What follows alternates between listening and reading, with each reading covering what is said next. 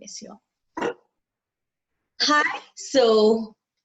welcome to Sustainable Menstruation Tamil Nadu's first session, and this session is on first period stories from all over India. So we are here to take on stories from different people, different cultures, experienced all over India. First periods is something that's very important, something that's been a lot of confusion, a lot of fun, a lot of difference. Maybe you didn't want it that way, maybe that was a perfect way. So I've also had a very interesting first period experience. So today we have with us Keerthana Pradeep, a psychologist, a budding psychologist, who's also interested in menstruation. So she will be joining us to share her story, and her story has roots in Kerala and Tamil Nadu. So if Kirtana consents to, we can have her tell us about her story of her first periods. Kirtana, do you consent? And if yes, please go ahead. Yes, ma'am. Good. Ma'am, I lost your audio at the moment. Ma'am, am I audible to you? You are audible. You are audible. Okay, ma'am. Okay. So, ma'am, I definitely consent to share my story with you. I'll be definitely happy to do that. Sure. And so we'll be sharing this with on our online platform. So it'll go to a lot of people. So thanks a lot for being part of this. And yeah, so will you be, so you can just go ahead and share your story. Yeah, ma'am, definitely. Okay. So, ma'am, how should I start it? What was your first experience of your first periods? What did you, when did it happen? What did you feel? Was there something that was new to you? All of those memories and experiences. Okay. So, I had my first periods on my menarche when I was transitioning from the age of 13 years to 14 years. So I was basically in the last period of my seventh standard. So I was just giving my final exams, and I was just about to get into eighth standard, and I got my first period. So if my memory serves me right, I was among one of those girls in my class who had it late. Okay. Yeah. Yeah. So So were you my waiting for it because you kind of had it late, and did you already know that this was supposed to happen and a lot of your friends already got it? So how did you feel about it, or what was it? Actually, when I look back into that time, it's quite surprising because I still remember I was playing with my neighborhood kids that evening, Huh? and there was this really old woman in my neighborhood. So my mother was returning from the office, and I was just accompanying her to my home. And she asked my mother, has Kirtana got her first periods yet? So my mother replied, no, she hasn't. She hasn't become a big girl yet. So she apparently she exclaimed that there are high chances that she will be one soon. It can be so so soon, so sudden, just like today or tomorrow. So Okay. yeah, so I apparently didn't get the meaning completely, and I was somewhere lost in playing also at the Okay. same time. So I just laughed and I just went away like that. Okay, Yeah, that's so sweet. So kind of your mom was expecting this change to happen in you and for you to become a big girl, right? yeah, ma'am. Yeah. Actually, So so what did, for you, what did it mean by saying big girl? okay, when it happened, when I finally got my first periods, I wasn't aware that it is my first periods actually. Uh, so when I finally broke the news to my mother that okay, I have this blood stains in my underwear, and my mother told me, my mother smiled. That was her first reaction, and she said, "Okay, okay, you should have told this to me earlier." Like it's apparently a bit late. So don't worry that like this is the normal process. This is a transition period for you. So you have become a big girl now. So hearing this, I had sudden, mix of emotions rushing into my mind at that time. So I remember breaking into tears. Actually, the idea of a big girl to me then was like, okay, losing all the freedom. Right? I can't go out or I can't play with all my peers. I can't mix with the opposite gender, or I can't be free anymore. So that was my idea of a big girl at that point of time. So I broke into tears, and she told me immediately that I can't go to school for few days. So this apparently made me very sad. So this added to my mystery.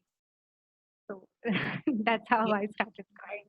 So the first time you were told not to go to your school for a few days, and then being a big girl, which means kind of being restricted. So I think I can totally imagine. I've also experienced not all of it, some of it, some other stories. So yeah, it's. I think this is something that's very impactful when you say you're being a big girl, and when the mother is smiling, that smile or that thing is not getting transferred to you exactly. Yes, Yeah. yes, Yeah. exactly. Yeah. Do you remember what was the first menstrual product that you used? What did your mom give you? What did she explain to you?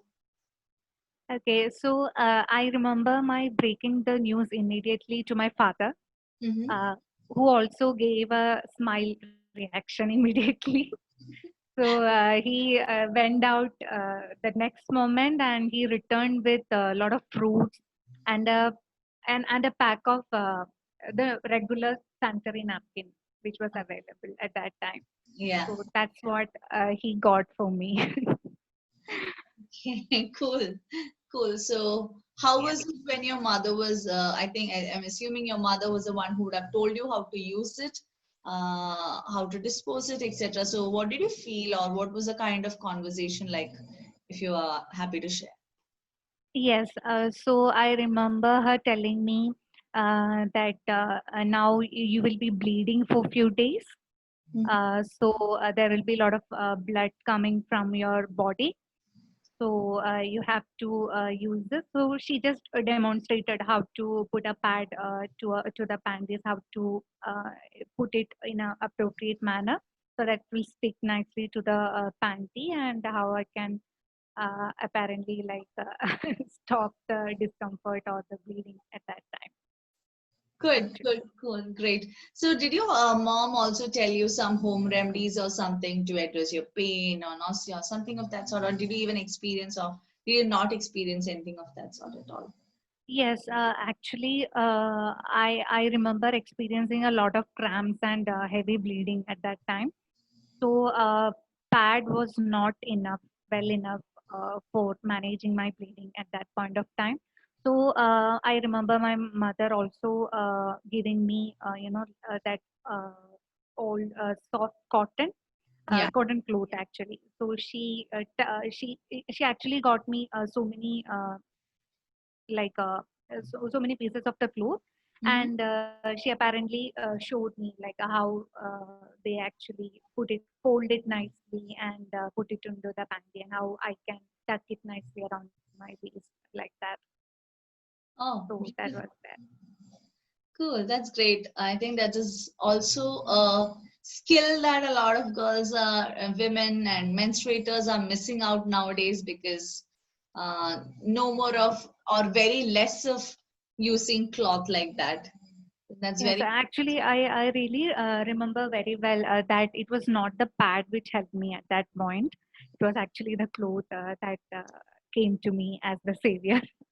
That's great. That's great to know that cloth also had a very positive story in your life, even though pad was also equally available at that point of time. That's a very interesting Yes, and ma'am. very Yeah, it was not popular at that point of time as it is popular today. And there weren't so many brands also available at that time. I can really be sure of this. sure. That's great. And Kirtana, apart from this, I kind of remember you telling me about certain functions that were supposed to happen. So, will you be happy to tell us about those as well? Yeah, I would definitely be happy to share with you about that. But apparently, I was not that happy during, when I was going through the process, because it was emotionally and psychologically very much stressful for me, because I was still a child.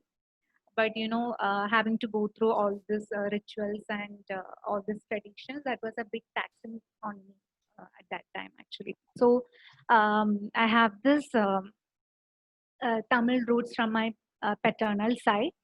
Okay. So they apparently have a set of rituals for a girl coming out of age, for a Okay. girl who is having a first menarche.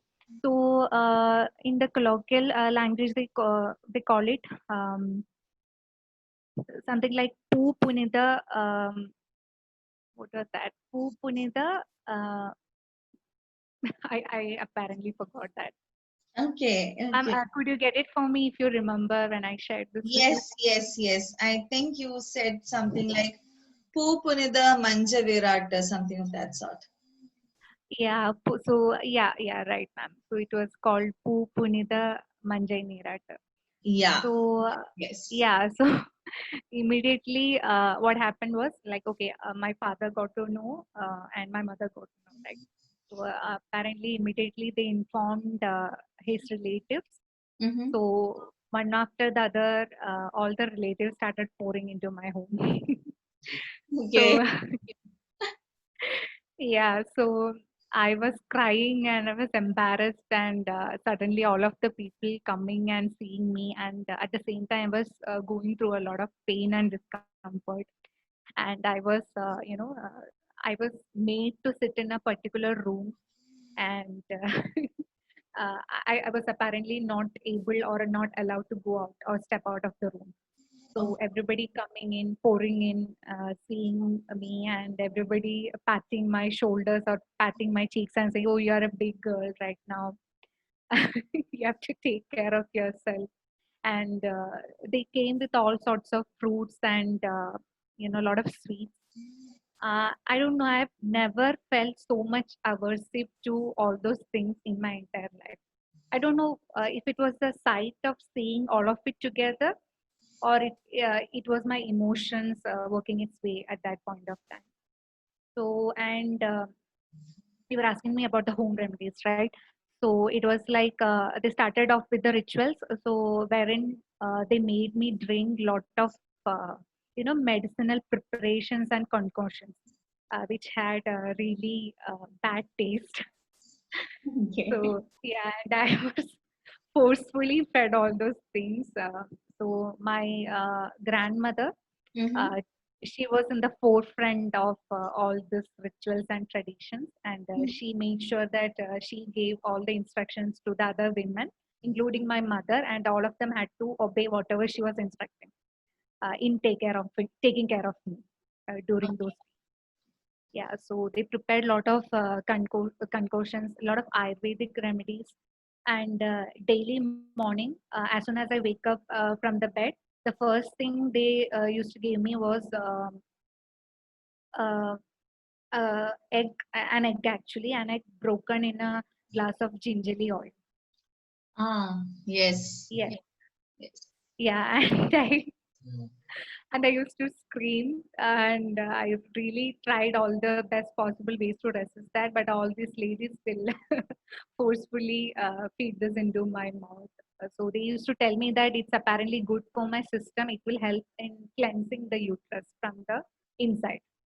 So Yeah. this was the reason they gave actually. So I remember this, and all sort of this medicinal concoctions and And another home remedy I remember is a preparation of some cereals and pulses put together with Ah, jaggery, and yes. it's almost made into a halwa consistency. It's called kali. Ah, Yeah, so it was fed forcefully fed to me that time. I hated it. The sight of it, made me, apparently I had the sensations of puking. But now when I recollect it, I apparently get that appetite for having it. I don't know what to. Yeah, what is that? And my grandmother used to narrate me stories of this. There is an imaginary old woman ah, who is supposed to take care of me. I can't see her. We can't feel her physical presence, or I can't see her physically, but she is there, and she will be looking at me from a distance. okay. So she is the one who will be taking care of my well-being all these days. And they made me bath in an another Ayurvedic preparation. Oh, So they used to boil a huge tumbler of hot water with all kind of herbs and medicine. So I was made to bath in that hot water religious. okay. So yeah, and my body was completely, uh, you know, they used to apply a lot of turmeric all over my body and face before the uh, bathing actually took place. So I lost my privacy altogether, and everybody, one or the other person will be around me all the time, and they decided what I should eat or what I shouldn't eat, and I had to eat all these very weird, tasty, tasting stuff. So all these things, and the fact that the final exams were at the doorstep and I couldn't attend the school. So all these things apparently put me in a great dilemma. So it was like a 9 days ritual, which ended with again another big event of puja and this thing. So in that, actually, a person was called. If I remember, he was a pujari, one who performs the rituals and pujas. So he was called to my home, and all this mantrams and pujas were recitated. All this holy hymns or whatever it is. So I was made to sit in front of the preparations after having a ritualistic, bath in lot of turmeric water. So it was performed in front of a lot of people, including my neighbors. So, Oh, and apparently, I didn't have a choice to oppose it actually, though I didn't wanted to go through all of this. And I still remember this thing while they were carrying out this ritual. I could see my classmates going to school and a lot of people on the road. So I, I can't explain to you how much embarrassed and how much stressed I felt at that point. And then I was taken inside the home by a lot of ladies, and all these pujas were performed. Then again, the guest or all the people who came for the function, they were served with some feast. yeah, please continue. Yeah, ma'am. So, so this was about the ritual and the traditional part of my first period story, ma'am. But I remember I had a heavy bleeding, and my bleeding apparently didn't stop even after the 9 days ritual. So ultimately, I had to be taken to the hospital, and we actually got a gynec consultation, and I had to take some medication for the same because I became so weak. Actually, I was already having issues with anemia, so the excessive bleeding actually worsened my condition, and I had to go on medication, and I had severe weight loss and all those stuff. So it was a really stressful period. Okay, thanks a lot, Kirtana, for sharing such a very close incident, such a vulnerable incident, and sharing all the aspects of it. So there's a lot of cultural aspects, your emotional aspects, and especially the things that you said about privacy, the thing about not being prepared. That's so important because on one hand, when we say that tradition is important and tradition had a lot of values, or maybe the Ayurvedic rituals and preparations were actually very sensible. At the same time, it doesn't make any sense thinking that it was done to a child who was not ready for it, who was not Yeah, informed about it. So yeah, so that consent and that autonomy was totally not there. So that is definitely very, very important. It's a very serious issue. So I think now when you're aware and you know about the body, you know about this process, that is what is making you feel good about this whole thing. So I think if there had been that balance of some information and that comfort and everything, yes, I guess it would have been a much more comfortable thing for you then and now. But I think, which is exactly why we are also here to share these and create the awareness so that in future people are more prepared and actually, more ready to do this. yes, And yeah, so even yes, if and yes, cultures and yes, etc. And I think it was also important that your family also took you to the doctor, took you yes, for your treatment, because at the end of it, it's not about culture, it's more about their daughter's health and well-being. So that was actually. very important. Ma'am, can you please give me a moment? My PC is running on low battery. Okay, okay, yeah, please. Ma'am, Yes, yes, please.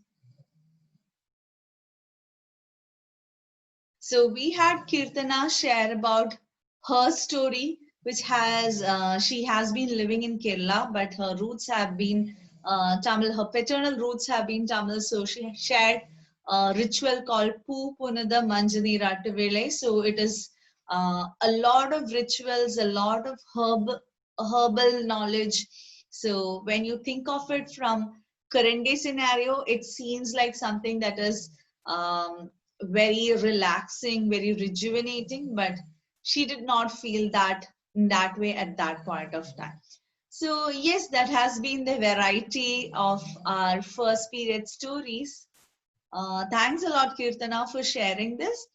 And do you really think there is any closing remark that you would want to say about this?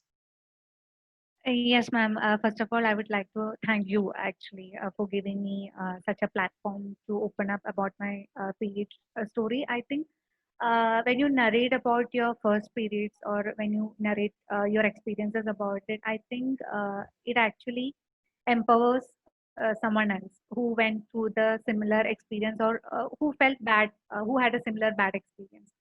So I think someone will be able to relate with me, and they can feel that okay, there is somebody else or someone else, on the other part of the world who have went through a similar experience.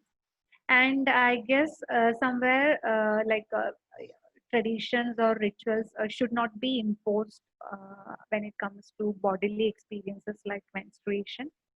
So, though my mother had given me imparted some menstrual knowledge to me in a best possible manner when I was much younger, because I was this kid who was a bit chubby and plumpy, so I was expected to menstruate a lot earlier than a lot of my peers.